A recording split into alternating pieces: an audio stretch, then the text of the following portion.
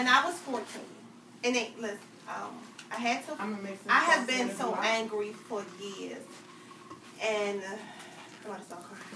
Don't cry. I couldn't figure out why I was so angry. So I asked God. I said, God, just reveal to me what's wrong with me. Why don't I like people? What is people doing when people is really not even doing nothing to me? Trying to give me some tissue. So I said, I prayed and I said, God, just reveal it to me. So one day he said, it's your mother and your uncle. When I was 14 years old, me and my niece, we laid on the couch. It was in the summertime. And my mother's house is like an open door for everybody. You homeless, you sick, you coming to Darlene. Everybody in her family. Anybody is coming. So my uncle lived there. Now, I wasn't hot at this time. I wasn't grown. Like, I was just a 14-year-old at this point. So I'm laid on the couch. My niece is laid on top of me. It's the heart of the summertime, a little bit before my birthday. My birthday is July 16th. It's like June. So I just got out of school. And I'm laid on the couch. My niece is laid on top of me. I had like some little summer shorts on, laid down, sleep. And I just feel something over top of me.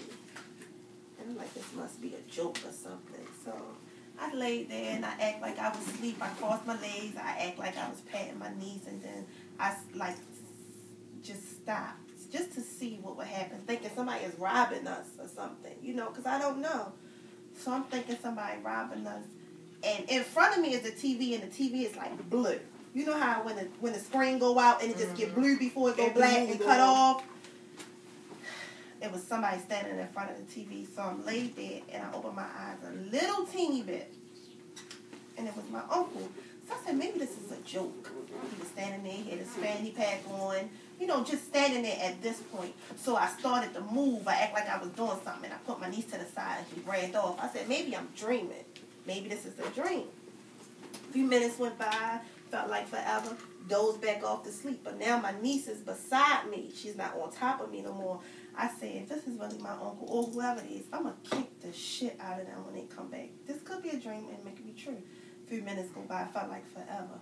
Here it come again. You can feel it at this point. So I'm laid there, and I open my eyes a little teeny bit, and I look, and it's my uncle. So I said, I'm going to shut my eyes and see what he's going to do. He came in front of me, and he stood in front of the TV, and he hit the button on the TV. He must have was trying to get it to cut off, but it didn't cut off. And right now in my mind, I'm visioning him. He stood there. He dropped his pants, his fanny pack. He moved his fanny pack, and he started playing with himself. And in my mind, I'm like, this can't be right. This can't be true. This is my Uncle Pee-wee. So I moved a little bit, act like I was moving just to position myself. And he ran off again. Thought I was asleep. He came back. The third time he came back, he didn't have his pants. Like, you know how you can, somebody trying to shuffle with their pants around their ankle. That's all you can hear was him. This has to be a fantasy of his, because now it's like I'm coming back the third time. He came back that third time, and I felt him. And when I looked, he was playing, literally jerking the fuck off. Do you understand me? No intentions was touching me, I don't think. But the thought of my uncle now jerking the fuck off, so I kicked him. Boom. TV fell. I get the hollering and screaming. My niece wake up. This is the hurting part. I run upstairs to my mother and my father. I say, my Uncle Pee-wee tried to rape me. Don't mean that he tried to touch me, but my uncle just was standing in front of me playing with his dick. My brother wouldn't do that. My brother wouldn't do that. Huh? So now you thinking whose side is she on? I'm 14 at this point. My brother wouldn't touch you. We don't have that in this family. We don't do that in this family. This was she telling me, her daughter now, 14 years old. I'm your child at this point. Outside all that, father going crazy. You understand what I'm trying to tell you? Father going berserk. You know what my mother did? My mother looked at my father and said, if you touch my brother, you going to jail. You know what my mother did to my uncle? She said, go down the basement. Go down the basement. Go upstairs. You.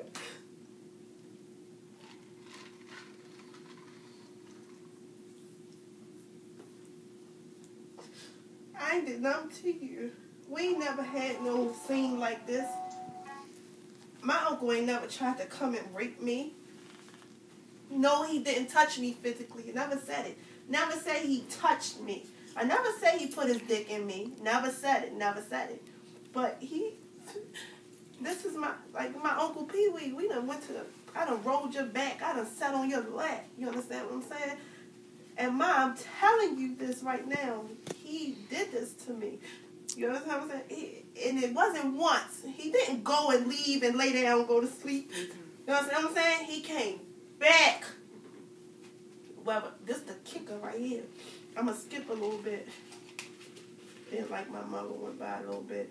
A month later, we found the tape in my mother's basement of my uncle having sex with a minor. You can hear the little girl on the tape. You can hear this little child. You understand? You can know this is a teenager. You know this is a little girl that he's having sex with. You think my mother came? You think my mother came to me and said, "My daughter, I'm so sorry." You think she came to me and said? You think my mother came to me and said, "You was right"? You think my mother came to me and said, "I'm so sorry that I didn't believe you"? But this ain't the kicker. My grandmother said, "I believed you, granddaughter, from the beginning." She said, your uncle did that to his own sister. My mother knew this. And for you to tell me that I'm lying, and for you to look at me and tell me that I'm lying, out your own, my mother, this is my mother. Now, I'm talking about my mother done been in battles with us, like my mother done fought with us. My mother done been right. Do my mother. Like my mother. Anybody know Darlene knows she about that. You told me I was lying. 14 years later, I hated my mother. Up until 2 months ago. I lived my whole life hating. I get it.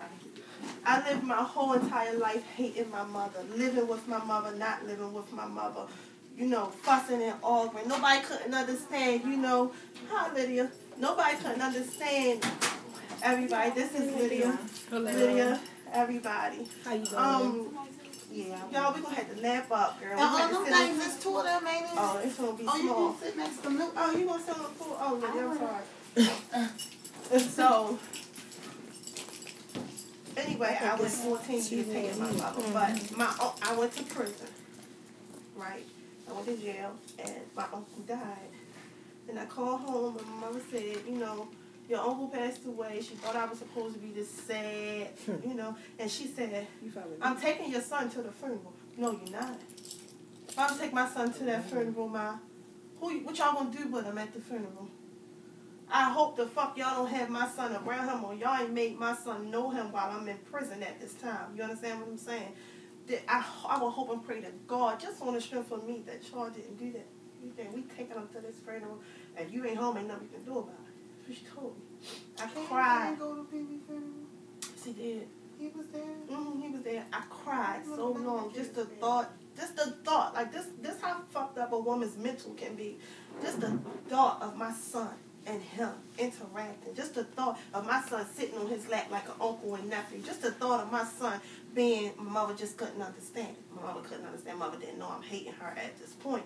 So when I was 15, I was dealing with this guy from over east. His name was Doug. I'm thinking we just so in love. You know, everything's so in love. I'm 15. He grown as a bitch, getting all this money. Mind you, this is another guy that I love. Now, I love my Uncle Pee Wee. Love him to death. Doug raped me on my 15th birthday. 15th birthday, got pregnant. I didn't see Doug for about 3 months. I woke up the next day. Not the next day. I woke up on the bus. Mind you. Wasn't you in school when you was pregnant? I was in, yes. Woke up on the bus like 2, 3 o'clock in the morning. Don't know how I got on the bus. Luckily, the bus lady was like, some guy put you on a bus on Chase and Patterson Park. He said, put you on the bus and make sure you got to downtown at the arena. She woke me up. I said, are you serious? So next day, once I got home, next day come, you know how after you not drunk no more, after the drums wear off, you start remembering bits and pieces. Last thing I remember, I was walking down the steps. I remember going down the basement steps, and that was it. So that must be the beginning of when my date rate started kicking in. You understand what I'm saying? Because all the only thing I remember was going down them steps. 2 weeks later, I remember being pregnant. I was pregnant. Mother, father, not my mother. Me and my father, we went looking for him. Didn't tell my mother now, because in my mind I'm thinking, you know, if I tell my mother, she's going to be, another, you freak bitch, you lied about your uncle, I knew you was fucking, and I knew, mind you, this is my first. I love this boy. This ain't got nothing to do with me, never had sex. Understand that part.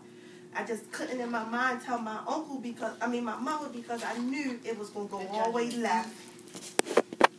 I knew from there it was going to be, I knew you was lying, bitch. I knew you was lying. My father was sticking it out with me, but he a man, you understand? He don't know but so much. He trying to, what do I want to do? What do you want to do, daughter? So, you know, I don't know what to do. Did he rape you? Daddy, I don't know. What you mean you don't know? Got my uncle and all of us got together. We went over there, we looked for him, and we found it. And my uncle won't know, my father got out, you know, talked to him. Because it was nothing that I couldn't really say. Because the only thing I remember was going down the steps.